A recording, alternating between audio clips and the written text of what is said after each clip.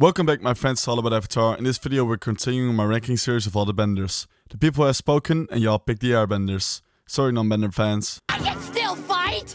Like last time, in the description you'll find a poll to vote for the next one. But now we gotta get creative. Thanks to you guys giving me some suggestions, we still have two options left. That being the non-benders and the animals. Also, let me know guys, if you want the non-benders, would you like me to include characters like, for example, Zuko in the ranking? Like those characters that are benders, but who we also see fighting without bending? Let me know. Considering the tier list criteria, we'll be evaluating each airbender based on a combination of skill, power, and advantageous abilities. I rank them from the perspective of how good they are in combat. If I haven't seen them in combat enough, then they can't be ranked. And all the avatars are ranked without the avatar state. And oh, this is going to be a shorter list, because, well, you know, there aren't many airbenders left. So, first up we have no air. This is for the airbenders that we haven't seen airbend enough in combat for them to be ranked. Let it be very clear that this is not the worst tier. They can be legendary airbenders canonically, but I won't rank benders based on what we haven't seen. Next up we have Novice, Advanced, Prodigy, Masters and Legendary. Before we start ranking, this video is sponsored by Avatar Generations. Avatar Generations is an awesome free-to-play mobile game. A turn-based RPG adventure for iOS and Android, set in the Avatar universe. Build your own team Avatar collecting your favorite heroes from the Avatar universe and embark on epic adventures, including never before seen tales from New York Times best-selling The Rise of Kyoshi to the 100-Year War and beyond. Collect and train fierce warriors from across the 4 nations and challenge players from around the world in the PvP battle arena. The July update gives its players the chance to free powerful earthbenders from a floating Fire Nation metal prison, as depicted in the episode Imprisoned from Avatar The Last Airbender. Play as Haru, Tyro, Prisoner Katara and the Warden and lead the earthbending prisoners' revolt against the Fire Nation.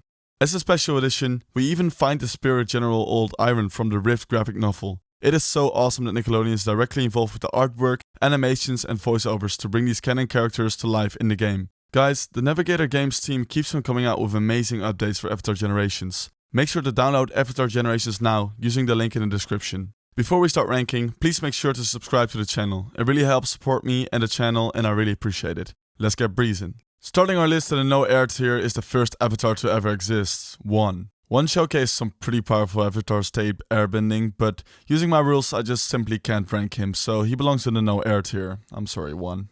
Real funny. And then up next we have probably the best airbender in the world, Aang's beloved tutor, Monkey Atso. Remember, this is not the lowest tier. Monkey Atso, famously wearing the best airbender in the world necklace and famously having the worst teeth after me when I was 12, is canonically the best airbender in the world. Unfortunately, we never really see him put that airbending prowess to use in a combat situation. Now while his cake throwing technique is immensely powerful and accurate, everything else we see of him concerns very light-hearted airbending. Of course, in the 3rd episode of the show we find Gyatso in a room full of firebenders he supposedly took out. And while theorizing about what happened there is very fun and interesting, like check out this awesome video for example, it is just that, theories. Let's hope we get to see him do some crazy airbending during the live action. In the novice tier we start out with the non-special characters from the new Air Nation. So these include Inuk, Gyume, Otaku, Rinsen, Ryu, and Semo, and Young. Damn, there's so many names. All these airbending novices were learning from Tenzin. While being able to send out some powerful airbending blasts, they still have a lot to learn before they can... Oh shit, I did it again, didn't I? Anyway, these ambitious novices belong here. Notice that I left one very special man out of the equation when talking about the new Air Nation. Did you already know who? Let me know in the comments. If you didn't, that legendary person is the simple Republic City shopkeeper, Daw. Like all the others of the new Air Nation, Daw's airbending was still in its baby steps. However, one thing made him stick out. That's right. Daw's beautiful bald head provided him with heightened sensitivity to air currents, which subsequently allowed him to evade an incredibly high-speed attack from one of the bison hunters. Oh my, I love that scene so much. I really felt it coming at me. You guys should totally get shaved.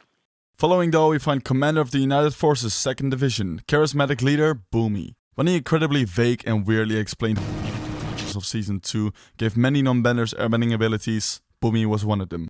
While first only being able to airbend when he was in danger, Boomy quickly became capable of shooting air blasts and even evading Gazan for a little moment with some quick airbending. However, despite some progression, his airbending still screams novice. The first lady to grace the advanced tier with her presence is the daughter of Suyin, Opal.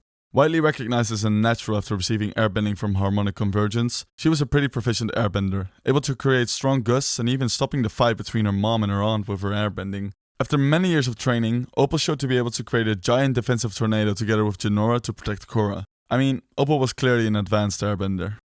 Moving along, the next airbender is Kai. After being a cheeky son of a and using his airbending for mischief, Kai directed his efforts towards greater causes as he joined the new Air Nation. While already showing great prowess before, we really see Kai differentiate himself from other airbenders while being held captive by the Dai Li. He showed to be proficient and precise in his airbending combative skills. He was quick, creative and strong, and he even defended himself against Plea's combustion blast using an air shield. Kai is on the high tier of advanced, I'd say. The first Prodigy is grandson of Aang and inventor of forward bending. Milo showed an overall great level of airbending. His acrobatics were incredible. Like his sisters, Milo mastered his grandpa's air scooter, giving him a lot of mobility in combat. Besides that, he could evade incoming attacks by quickly jumping into the air, showing great reaction speed and creative use of airbending. And yes, Milo can use his airbending to increase the power of his own flatulence, striking fear and embarrassment in the hearts of his opponents. Those he fights are faced with such high levels of cringe that their only choice is to simply perish. Great airbender. Next up is Milo's sister, Ikki. Ikki, like her siblings, has become a very proficient airbender at a very young age. She mastered the air scooter, even being faster than her siblings and Korra. Her use of the air scooter makes her incredibly mobile. She even uses it to outplay groups of opponents, like the Equalists during the raid on the Air Temple Island. Overall, she's a very proficient airbender at a very young age that can easily outplay many opponents. I would say she's probably better than Milo, but really it's kinda hard to say because there's not really too much footage of them airbending. So they're pretty much equal, but I just put Ikki higher because she's older, so I guess she would probably be better. I don't know, that's just an assumption. Which gets us to the master tier. And the first airbending master is Jinora. Of course, Jinora is canonically a master, but we haven't seen her airbend that much. I was in doubt on putting her in the no air tier because she's more like a spiritual master, I feel like, rather than a combative airbending master. However, she did display incredible agility, powerful air blasts and some pretty powerful whirlwinds. And that all gave her tattoos, of course, in one of the most beautiful scenes of Avatar ever.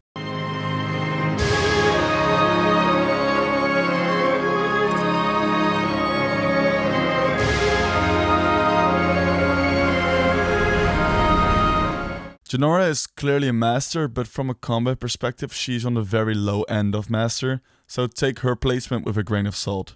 The second master is the avatar before Aang, Roku. Roku learned airbending first after fire, training with Monk Gyatso at the Southern Air Temple.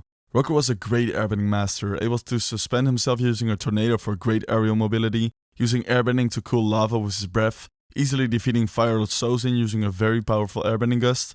I think there's not really a dispute that Roku was a master. Which brings us to another avatar, Avatar Korra, initially ranked lower on my list. Airbending seemed to be her weakest element at first, which was evident due to its contrasting nature with her personality. The unorthodox style she adopted further distanced her airbending from the traditional form, resembling more of like a firebending approach. But despite this, Korra's bending abilities remain consistently remarkable. In terms of combat, Korra proves to be an intimidating adversary. Her skills across all bending disciplines are formidable and her airbending is no exception. Additionally, she utilizes the air scooter technique for enhanced mobility, allowing her to swiftly navigate the battlefield. Furthermore, Korra employs air bubbles as a defensive measure, effectively countering opponents' attacks. Clearly, Korra struggled towards airbending mastery, but she surely did in the end. And now, ladies and gentlemen, we've arrived at the legendary tier, where we find 3 legendary airbenders. The first legendary airbender is Guru Lahima's biggest fan, Red Lotus leader, Zahir. Even though Zahir only had airbending for a short time, he displayed incredible proficiency in the art. He was seen taking on multiple capable benders at the same time. Although being outclassed by Tenzin, he was good enough to somewhat hold his own against him. However, if this was all he had, then he probably wouldn't be here in the legendary tier. Of course, what really makes Zahir a legendary airbender is his flight. This granted Zahir incredible defensive capabilities and agility, even being able to fend off Avatar State Korra for a while, which is quite an opponent to face. Airbender flight abilities were perceived as myths, because of course the ability to fly makes one incredibly hard to attack, and provides those with an incredible advantage. And it was just awesome to see Zahir fly. His use of airbending, although used for quote-unquote evil, was simply legendary. Next up is the second to last airbender on this list, and son of Aang, it's Tenzin. Tenzin truly embodied the essence of a legendary airbender. His encounter with the obsessed and bald Guru Lahima enthusiast Zahir showcased his mastery of airbending. Tenzin is a hero on the run, proving himself as the true master of airbending. Only when confronted by 4 formidable members of the Red Lotus simultaneously did he face defeat, but not before holding his ground against them for a while. Despite lacking spiritual mastery, Tenzin's combative skills alone make him a legendary master. In the realm of offense, Tenzin displayed extraordinary prowess. His signature move, the Wheel of Air, enabled him to not only evade attacks, but also close the distance between himself and his adversaries swiftly. Moreover, Tenzin wielded the power to conjure immensely powerful tornadoes, utilizing them both as offensive strikes and as a means of defense. His agility and evasive abilities made him a formidable opponent, as he effortlessly dodged incoming attacks with exceptional ease. What more can be said? I mean, Tenzin's exceptional combat skills and distinctive techniques are a testament to his heritage. One can only expect greatness from the son of Aang. Which brings us to the most legendary airbender of all time, the Avatar and last airbender, Aang. As the youngest known master airbender of his time at only 12 years old, Aang used air the most out of all the elements. Because of Aang's pacifist nature, he used his airbending primarily as a means of evading, and agility and reflexes enabled him to effortlessly evade attacks. Of course, what often helped was his signature move, the air scooter, the move that gave him his tattoos. Although Aang even showed to have mastered the air scooter to an even greater degree, that doesn't mean he wasn't an offensive beast as well. He was shown creating giant tornadoes and remarkably strong air gusts. Overall, Aang's offensive prowess combined with his unparalleled speed and maneuverability make him the most legendary airbender of all time. I mean, what did you expect? If you want to see Aang and other benders in action, don't forget to download Avatar Generations now. Links are in the description. So that was it. Thanks for watching, guys. Do you agree with my ranking? Who do you think should be high on the list, and who do you think should be low on the list? Who did I get just right? I'm eager to know your thoughts. Don't forget to like the video and vote for the poll. That really helps me out. And subscribe to the channel if you want to join the club. Have a good one. See ya. But I don't know what that means.